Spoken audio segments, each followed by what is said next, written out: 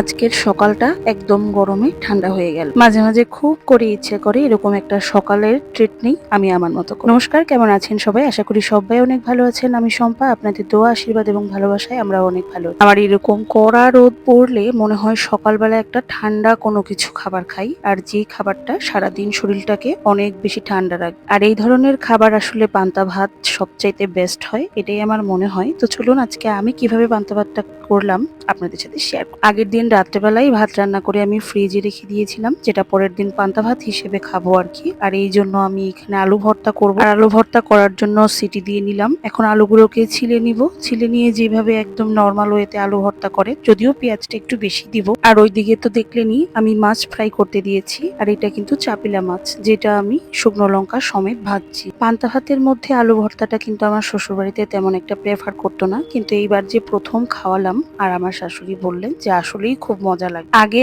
অনেক কিছুই ট্রাই করাটা আসলে নিজে থেকেই করতাম না, এখন মনে করি না কিছু আসলে তাদের খাবারের মধ্যে আমাদের খাবারও যোগ হওয়া উচিত। এই ধরুন অনেক খাবারই তো আমি জানতাম না, সেটা আমি বিয়ের পর আমার শাশুড়ি থেকে শিখেছি। তাই আমি যেগুলো পছন্দ করি সেটাও আমার শ্বশুরবাড়ির মানুষকে জানাতে হবে, এবং তাদের রুচিতে আমার রুচিটাও রাখতে হবে। এটা করার ফলে না আপনার পছন্দের তালিকায় আসলে কোন কোন খাবারগুলো আছে এই পছন্দের তালিকাটাও তারা জানবে। আর এই তো রেডি হয়ে গেছে। আর এই পান্তা ভাতের মধ্যে একটু লেবু চিপে দিলে এত টেস্টি হয়, বিশ্বাস করেন, যদি না খাবেন তাহলে কিন্তু বুঝবেনই। আর এই পুরো রান্নার রেসিপিটা কিন্তু আপনার প্রতিদিনের রান্নার মতো। এই সব কিছু একসাথে করে রান্নাটা শেষ করলাম, আর আপনাদের সাথেও শেয়ার করলাম সকালের এই পান্তা ভাতের রেসিপি। আপনাদের কেমন লাগলো অবশ্যই কিন্তু জানাবেন।